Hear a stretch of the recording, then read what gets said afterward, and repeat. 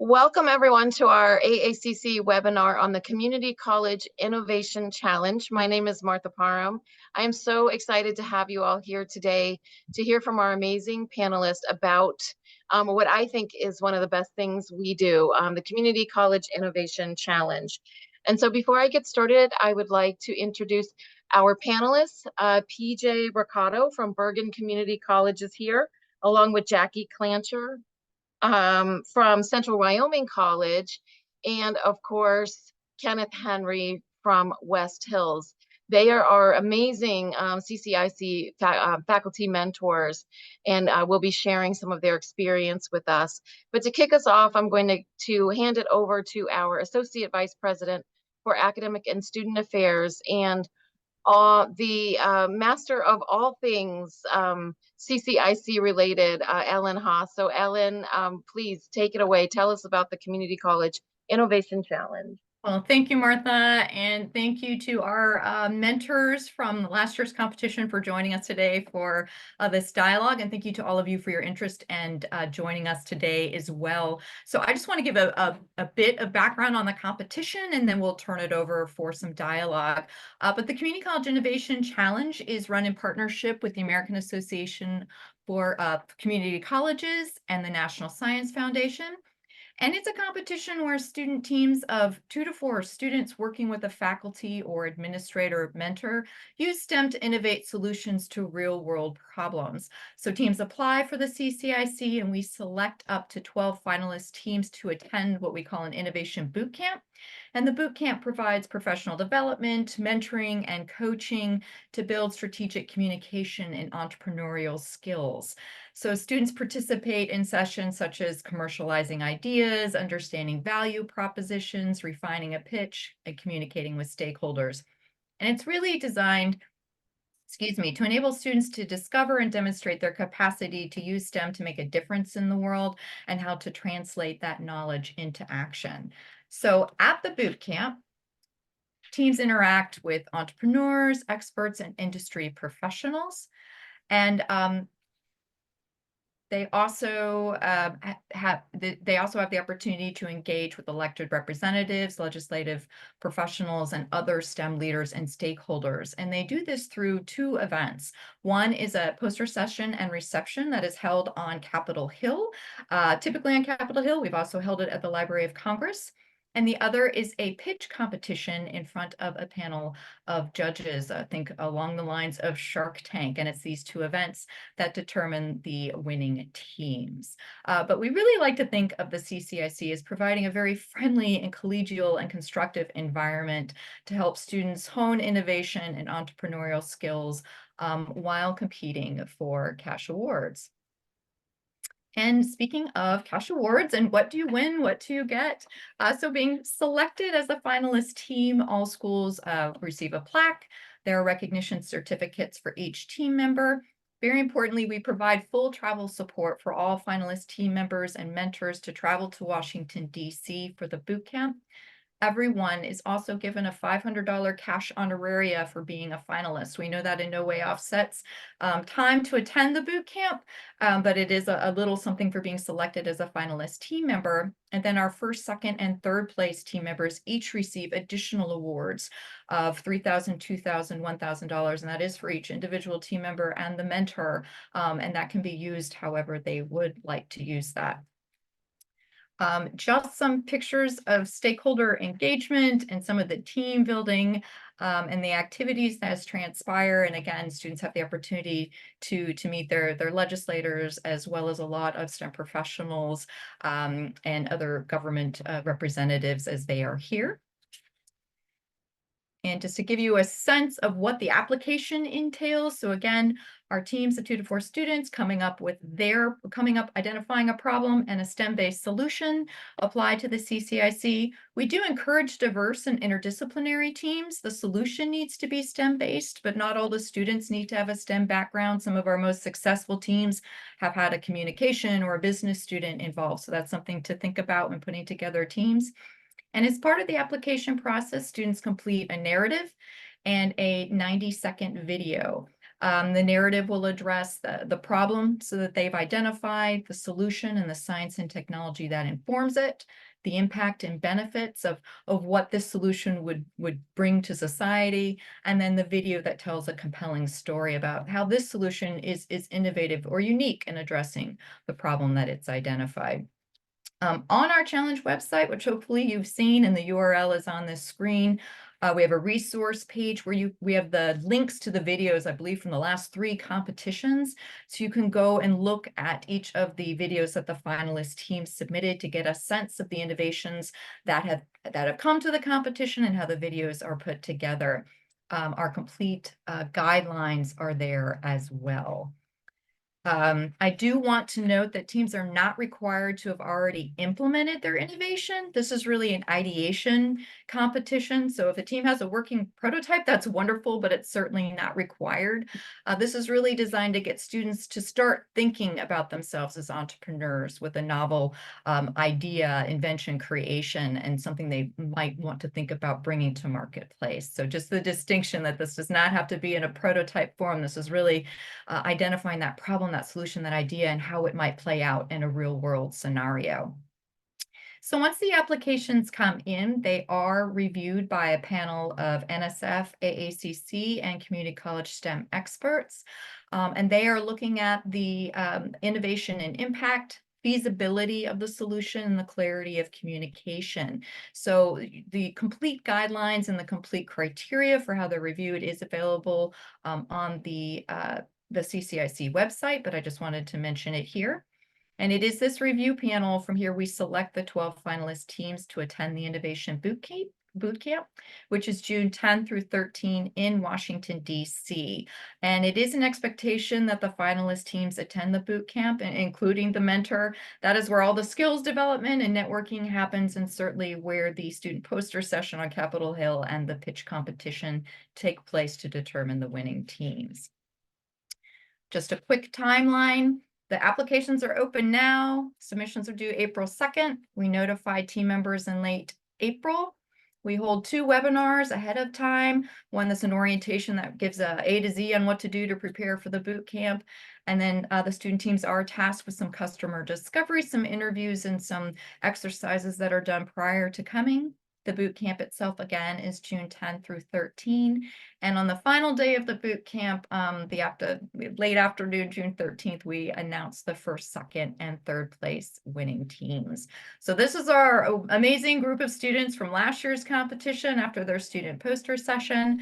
Again, I just wanted to give a high-level overview of what the competition is and some of what the application entails, but I'd really love you to hear from the faculty mentors who championed teams and took time out of their own lives to bring students to Washington, D.C. So without the faculty and the administrators behind these teams, this competition doesn't happen. So thank you to them.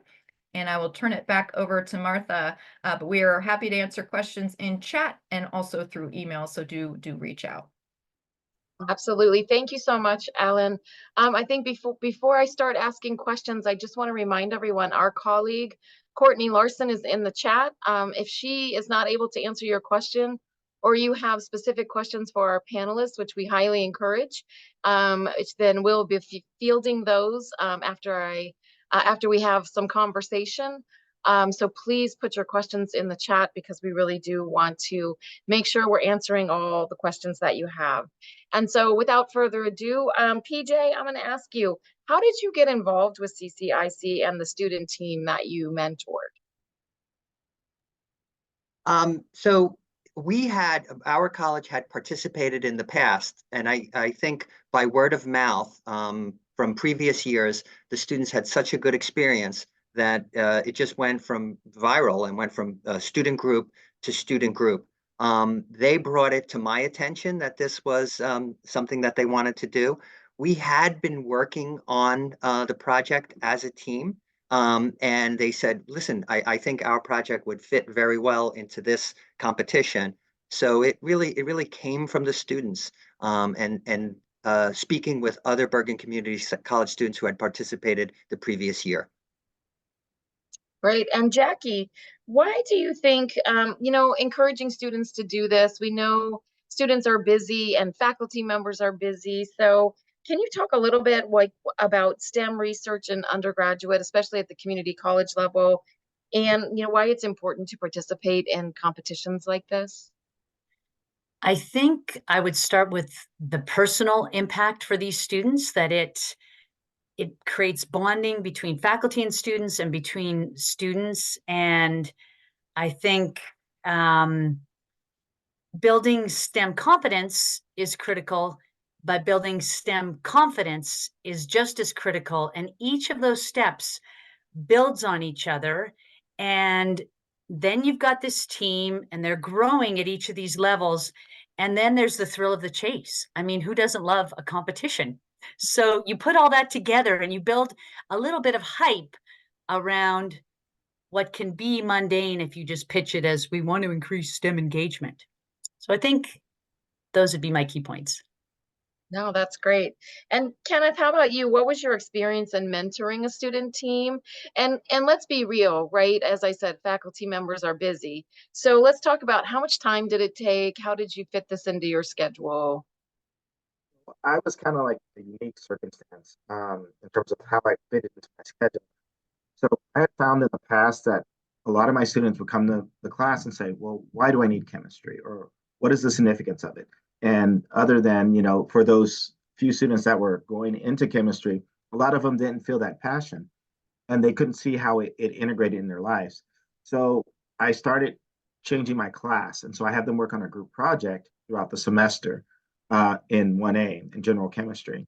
And then, so I start tailoring it towards you guys have to write a proposal for something that you guys want to accomplish and that you want to do. And then I narrowed it down a little bit because the area that we're in, it's all of the oil fields are drying up. Alternative energy is a big thing that we're trying to look at in our area currently. And so I narrowed it down the second year. And it just so happened that one of our colleagues had sent me an email about the CCIC. And I'm like, this would be a great idea to motivate my students, to get them interested. And that's the way that I kind of integrate it. So it starts off in the classroom as a group project, and then they put time in on their own. So I have the lab open up so that they can come in and think about the project and work on aspects of it. And then the second semester, they start working on the development of their project, of their idea. And so we go through the process to see whether it's feasible or if it's not feasible. And then we kind of integrate it that way. I mean, it's a lot of time because it's the time that we have in class and also the time that they want to put in on their own. But the reward is incredible because students are now seeing how they can apply some of those skills. And that application has been incredible. And it's also changed the view of my students, and it's also kind of increased the numbers slowly. So That's great. I love that you said you got an email from a colleague that said, "Hey, check out this competition," because that is definitely the way, right? To hear from your colleagues and your peers about how amazing it is. PJ, can we talk a little bit about the boot camp itself, which is my favorite part personally, but the overall impressions and experiences. What's the biggest takeaway that you would say from the boot camp? How did it impact you and your students?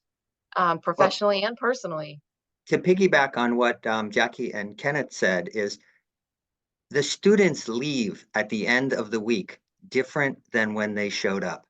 Amazingly so. I really haven't been to an event where you can almost see the progress of their confidence like day by day. So by the time you get to the end of day 4, you're really talking to a different young person than when they first arrived. My guys went there to win.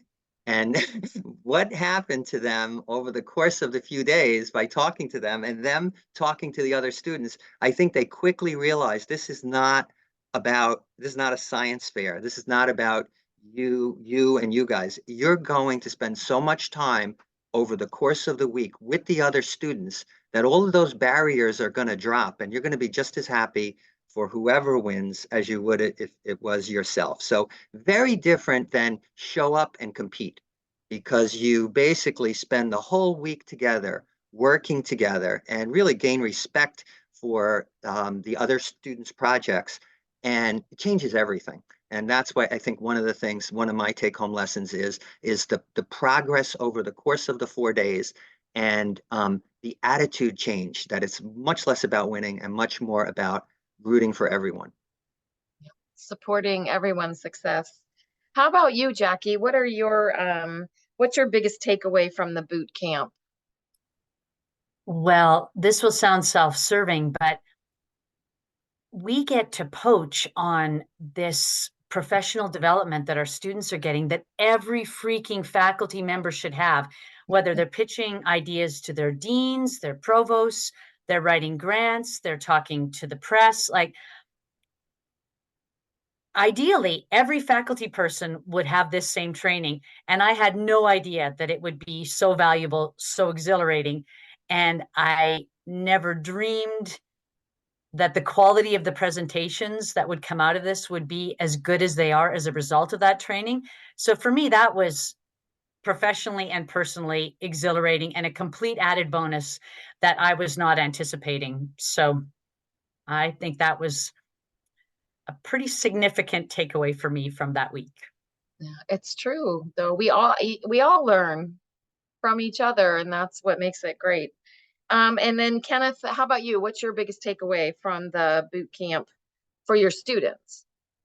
For my students, so the biggest takeaway for my students were the fact that my students, when they came in, they were all kind of questioning themselves. And then by the time they finished uh, the boot camp, they were very confident. And, they came in, they were like, oh, we're just happy to be here. And we're just, and they went through the process, and it helped them understand that they are capable of reaching that level and going beyond that. And so it was in our campus where we're located at, you know, and the population that we're serving, we often get students that come in with low self-esteem. And this did incredible things for my students. From that it encouraged them to apply to colleges that they weren't at first willing to apply to. It has changed their lives. That's what we love to hear. PJ, back to you. What is the one piece of advice or guidance that you could share with our audience today that would encourage them to assemble teams for this year's Community College Innovation Challenge? I think one of the things that we learned was it's really about, and rightfully so, it's about the quality of the idea and the quality of the project more than just the way you present it. I think we put so much pressure, ourselves on the pitch, but the teams that won because the idea was the best idea, besides the presentation. So I would tell the students and everyone to actually relax a little bit. And it's not this, you better get this perfect for those 3 minutes. It's a lot less than that, and it's a lot more about who's got the best idea coming in. And that's the way it should be. So I would say that's one piece of advice, is really think about the societal benefits of your project. And I think that's going to impress the judges more than anything else. What is this device or app or whatever it is that you're doing? How does it impact society positively? Great. And Jackie, what would your one piece of advice or guidance be? Well, I followed these emails for many years. They would come in sort of November-ish, it seems, or something like that at the end of my environmental science semester. And we'd get all fired up, and then I would lose that cohort. And I was also intimidated by the video. Now, I think if I go to the video site and look at other people's videos, I will be horrified at what we submitted. But I think if a person, it's just like if you don't buy the ticket, you'll never win. It's like you've got to try and get it out there. Was ours amazing? No. Did it take all day to produce a pretty medium quality video? Yes, it did. But I think maybe don't let that be the delineating factor that determines whether you jump in and play. Get something down and capture the essence of who your students are, what they want to do, and why they want to do it. And I swear just that act of making the video with your students will increase the quality of the relationship between the students, between you and them, and their STEM confidence and competence. Right there, just that very act. So I think a late start can totally work. So for us, I would lose those environmental science students.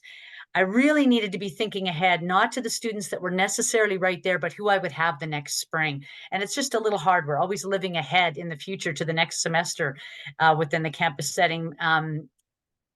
And then this one, that seemed a bit odd, but I think don't be intimidated by the video. And when you get fired up, when you first see the announcement, you might have to do a quick bit of time travel to the next semester and start thinking about who's available to work with you and get inspired that next semester.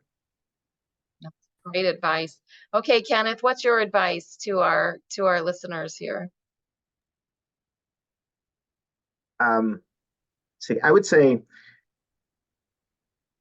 the biggest thing is that kind of believe in yourself to get started and think about your idea. I think PJ kind of hit it on the head. Allow the students to develop it, that independence, and think about it thoroughly, because if their heart's in it, they're going to push it more, and they're going to drive it more. And I think that that's going to be a valuable thing for them. All right. I think Courtney's handling all the questions, but if you do have questions for our panelists, they're the ones that are working with students and getting applications together and videos together. So please put them in the chat. If you could, PJ, I'm going to go back to you. Do you have any thoughts on further guidance to potential team members? Anything we haven't covered? Well, the one thing I would say is that it's pretty hard, at this point of year in February to know exactly, who's going to be available in June. So it's probably not a bad idea to kind of have groups with 4 students so that just in case someone has to drop out or something like that, you have at least 3 that can go. So we've had Ellen help us out. I think we've had ranges from, as little as teams of 2 up to teams of 5. I don't remember last year if there was any bigger than 5, but I think 3 and 4 is perfect. 2 is a little bit hard. That's a lot of lifting for those 2 students to do. So if you if you only have 2 starting out, see if you can recruit another member. That's one thing I think. I think you want to have 3 or 4 students. I think Kenneth had 4, Jackie had 4, I had 3. Great. And we had a question come in about if a biotechnology or biology project was acceptable, and absolutely, Courtney answered that. And then someone else is asking the same question, but for healthcare programs, absolutely, that's acceptable as well. So yeah, if in doubt, definitely reach out and ask, because there's been a lot. I think last year they had or the year before, there was a solar powered cooler that was able to keep COVID vaccinations at the right temperature. So then they were going to countries without electricity, they were able to provide COVID vaccines. So that project stands out. So there have been some in the healthcare. And Jackie, how about you? Is there anything else you'd like to share with students and mentors that are possibly thinking about getting into this CCIC business? I think for some faculty and mentors, it's really easy to target a specific technology or almost an invention. We sort of created together a project. So the students knew I had these sensors, and I was working specifically with our Indigenous students going, how could we serve the reservation, the broader Indigenous community, the field of STEM, using these sensors, and let them chew on the idea. And I really debated whether or not you could present a program or an idea of application. And in the end, that's what we did. We don't have the expertise or the continuity to develop a portable research grade temperature and atmospheric air quality sensor in the time I have with these students, or probably as long as I'm on the planet. Let's speak frankly, it's not my wheelhouse, but I can generate enthusiasm for projects and help students develop ideas, and was able to help with framing for that. So I think if you have an idea for a project that ultimately answers a STEM issue, a societal issue, even if you're not building the technology from scratch, I think it's worth talking to Ellen and the team and asking if there's a niche for that. Just to piggyback on that, Martha, I mean, you don't have to come up with something that's never been thought of before. There are a lot of things that come in that use existing technology that are improving upon it or leveraging it in another way to meet the need that you've identified. So I do want to get that out of a student's head, that I have to come up with something nobody's ever thought of before. Some of the best applications we've had of using existing technology, they've done the research to say there are actually these things out here that do this, but here's why ours is different and here's why ours is better. And the judges are taking all of that into consideration. So that's certainly acceptable, when talking about healthcare. Absolutely. We've had solutions that are focused on that, or biology, biotechnology. It's the solution is rooted somewhere in STEM and technology. Yes, there's been a lot of recent tech ones, but if you go back, some of our early winners were in the biotech space. And we've definitely had several that have used, tech to improve healthcare or looked at it that way. So it's thinking of it, it's any problem you've identified that you can improve society by applying some sort of STEM project, STEM research, STEM technology too, if that makes sense. So just to get out of the to the whole I have to come up with something nobody's ever thought of before, because that's the first thing people think of, and it's like absolutely not. There's a lot out there that can be leveraged, repurposed, or utilized, and that's all an asset. Yeah, I go back to my cooler example. Like, coolers have been invented a long time. Solar panels have been invented a long time. So, Oh yeah, but we had a team we that drones are around, but they used one to detect landmines. I mean, so it's the use of the application to meet the problem you've identified. No, that's a great point.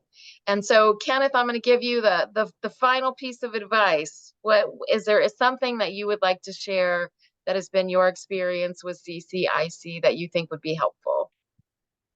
Yes. So when you first come, you're going to often be really worked up and everything like that. Relax. You're going to have the opportunity to sit there and develop.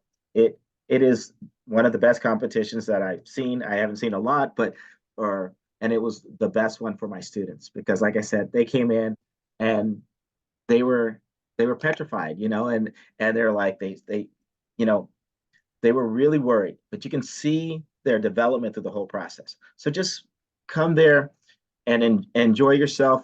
Take in all the training. I mean, Jackie said it best and PJ said it best. There's so much that you learn there as a faculty member. And the students, I mean, their development is incredible. The things, how they started out when they first got there and how they end, it was incredible to see that development of the process. And so just come and take everything. To soak it all in. Exactly. Yeah, I know for me, it's by the end, it's almost hard because I think I can speak for Ellen too. It's because we want everyone to win. It is really it's just an amazing competition. And so I think that wraps it up. I can't thank you all enough. Please know the team is here to answer any questions. You can reach out. The website or the email address is in the chat. Courtney's put it in the chat, and we will certainly get it out to you along with this video. Feel free to share with your faculty friends across the country. We would love to have the more applicants, the more people that can experience this, the better. Ellen, did you have any final words? I think just to echo what you said is please reach out with any questions. We have another session next week and then one at the end of February focused on the students, where we pull in a former judge, someone from NSF, and former student team member where they can vet their idea ahead of time. And so take advantage of that. But certainly if you've got any questions, reach out. We can help you determine. And we talk to a lot of students as well about, okay, here's what I'm thinking, which way should I go? So, you know, we love to get in there with you and help you think about this and do anything we can to encourage you to apply. Absolutely. So any questions can go to ccic@aacc.nche.edu. That's a whole lot of C's and letters, but it'll all be in the materials. And from Ellen and I, PJ, Jackie, and Kenneth, thank you, thank you, thank you for taking the time to be with us today. We look forward to seeing you in June at the boot camp. So get those applications done. Thanks, Thank you everyone. Take all. care. Bye. Yeah.